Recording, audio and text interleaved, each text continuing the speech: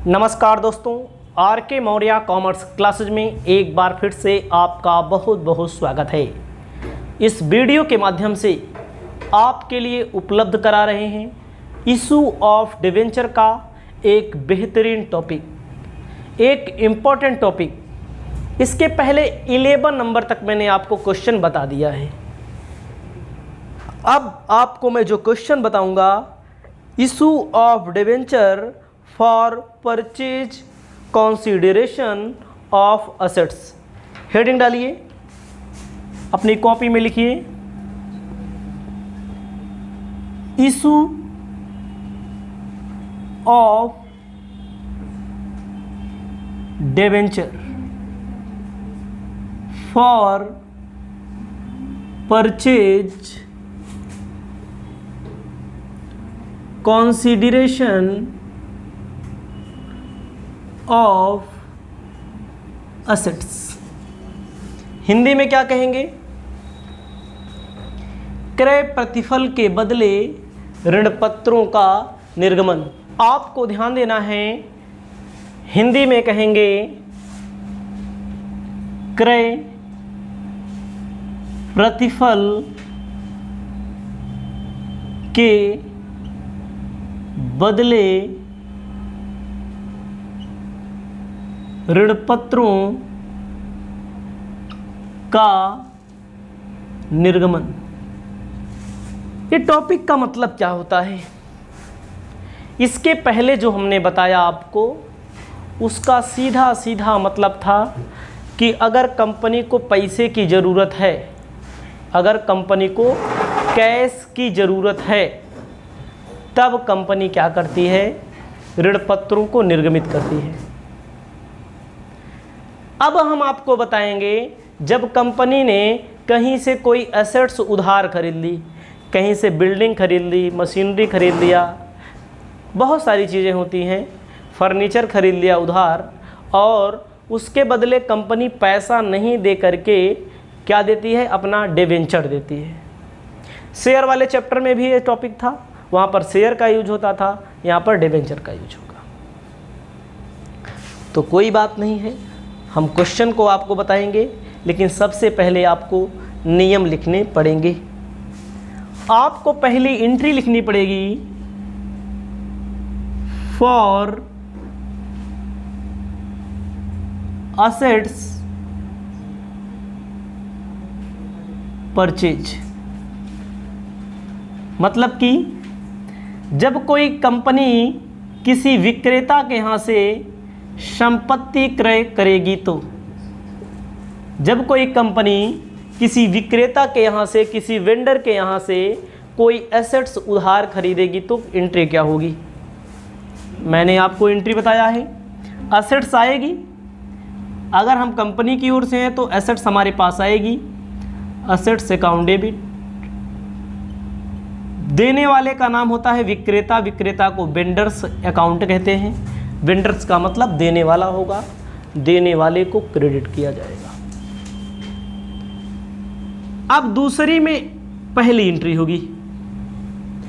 अब मान लीजिए कहीं से 10-20 लाख की संपत्ति खरीदी गई है, उसको पैसा ना दे करके उसको क्या देना है? डिवेंचर देना है। तो डिवेंचर 3 टाइप्स के होते हैं। इशू एट पार, मतलब सम मूल्य पर। डिवेंचर इशू एट पार, यानी कि सम मूल्य पर ऋण पत्रों का निर्गमन। सम मूल्य का मतलब 100 का है तो 100 में ही डिवेंचर दे दिया जाए। एसेट्स के बदले 100 का डिवेंचर है तो 100 में ही दे दिया जाए, दे दिया जाएगा। तो डिवेंचर कौन पाएगा फिर? वेंडर। वेंडर का मतलब विक्रेता को एसेट्स के बदले दे देंगे। Vendors account debit to percentage debenture account. एक कंडीशन है हुई भाई, जितने की मान लीजिए 100 की संपत्ति खरीदी है, 100 रुपये का डिवेंचर दे देंगे उसको। वो पाने वाला हो जाएगा वेंडर, मतलब विक्रेता, हमारे पास से डिवेंचर चला जाएगा। उसके बाद तीसरा है, सॉरी दूसरे में दूसरा, डिबेंचर इशूड एट प्रीमियम। वही डिबेंचर मान लीजिए ज़्यादा महंगा दिया जाए तो प्रीमियम पर दिया जाए, तब क्या होगा? Vendors account debit to percentage debenture account to securities premium account. Premium पर जब निर्गमित किया जाएगा तो ए एंट्री हो जाएगी, जो मैंने आपके सामने लिखा।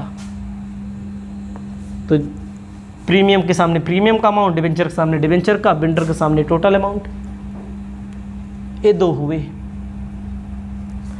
उसके बाद तीसरी एंट्री होगी, दूसरे में तीसरी, मान लीजिए क्वेश्चन में कह दे एट डिस्काउंट पे इशू करो, तब डिस्काउंट पे मिला था ना डिबेंचर, जो संपत्ति खरीदी गई है उसके बदले में डिस्काउंट पे इशू करो, वेंडर्स डेबिट हो जाएगा। डिस्काउंट कंपनी का घाटा है, डिस्काउंट डेबिट हो जाएगा। टू क्या क्रेडिट हो जाएगा? परसेंटेज डिबेंचर अकाउंट, ये हो जाएगा क्रेडिट।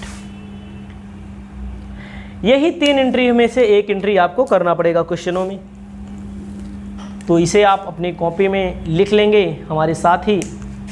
लेकिन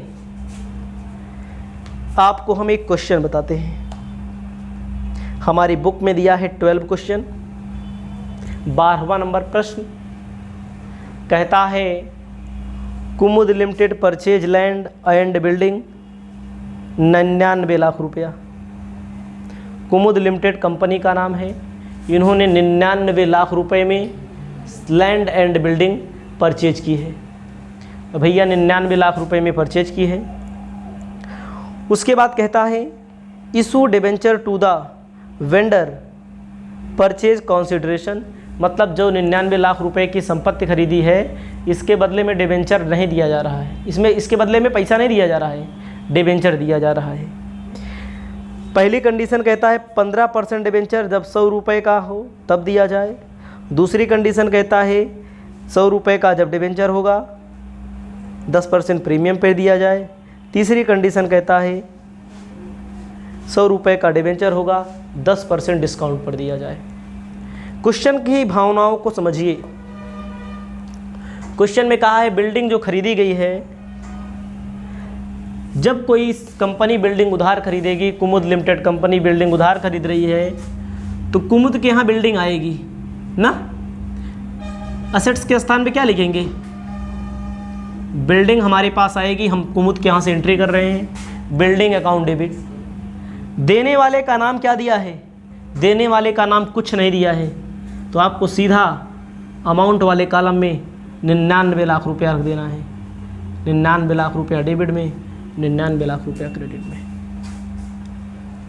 उसके बाद आपको ध्यान देना है, कह रहे हैं 99 लाख रुपया की अगर कोई एसेट्स खरीदी गई है तो इसके लिए जो डिबेंचर इशू किया जाए, पहली बात जितने का है डिबेंचर उतने का इशू किया जाए। 100 रुपये वाले डिबेंचर इशू करना है आपको, तो आपको ध्यान देना है 99, पहली कंडीशन 99 लाख रुपए की आपने संपत्ति खरीदी, 99 लाख रुपया दो डेबिट में, 99 लाख क्रेडिट में। अब पता करो 100 रुपये का एक डिबेंचर है, 99 लाख में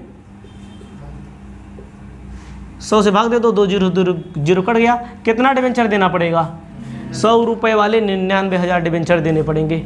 उस चीज़ नरेशन में लिखा जाता है, आपको केवल भी समझना है। इसके बाद भी क्वेश्चन है, उसमें हम नरेशन कर देंगे। ध्यान दीजिए, 99 लाख की संपत्ति खरीदी, क्वेश्चन में कह दिया पहली कंडीशन कि 99 लाख इनका डिबेंचर दो, 100 रुपया वाला, 99 लाख में 100 से भाग दे दो तो 99,000 डिबेंचर चला जाएगा ना, 99,000 डिबेंचर जाएगा, 99 लाख रुपए का डिबेंचर चला गया। अगला कह रहा है दूसरी कंडीशन अप्लाई करो, दूसरी की कंडीशन अप्लाई करो। दूसरी कंडीशन में मान लें इनका डिबेंचर देना हो 10 रुपया महंगा, 100 का डिबेंचर कितने में, 10% प्रीमियम में। तो ध्यान दो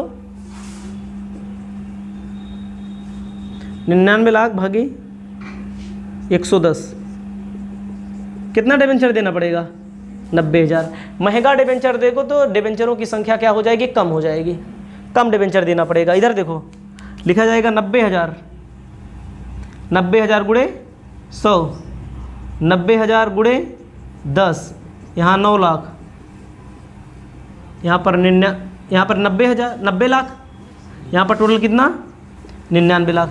यानी कि जब उतना ही शेयर दोगे या उतना ही डिबेंचर दोगे डिबेंचर वाले चैप्टर में तो क्या हो जाएगा, उतना दोगे तो 99,000 डिबेंचर आपको देने पड़ेंगे।